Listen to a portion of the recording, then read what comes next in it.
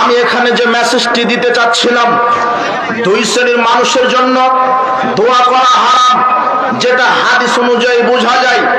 দুই শ্রেণীর মানুষের জন্য দোয়া করা হারাম, যেটা হাদিস অনুযায়ী বোঝা যায়। তার এক হচ্ছে হারামখোর, আর দুই নম্বর হচ্ছে এই যে উলঙ্গ নারী। যে উপস্থিত বৈঠকের মুসলিম দিনী ভাই বোন, আপনার মনোযোগ আমি কামনা করছি। আমার আলোচনার গুরুত্বপূর্ণ পয়েন্টটি এখানে যে দুই শ্রেণীর মানুষের জন্য দোয়া করা হারাম, যেটা ইসলামী শরিয়া হাদিস দ্বারা বোঝা যায়। তার একটা হলো হারামখোর, আর আরেকটা হলো বেপর্দা উলঙ্গ নারী। উলঙ্গ নারীকে দেখলে আল্লাহর নবী বলছেন, মুসনাদ আহমদের 7083 নম্বর হাদিস।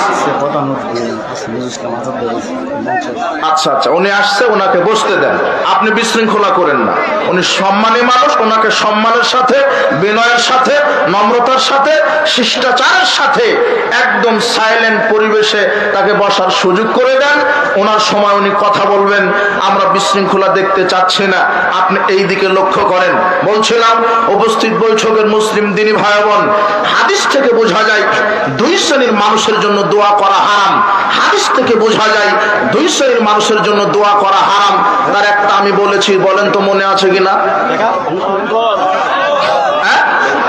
হারামখোর, দুই শ্রেণীর মানুষের জন্য দোয়া করা হারাম, যেটা হাদিস থেকে বোঝা যায়।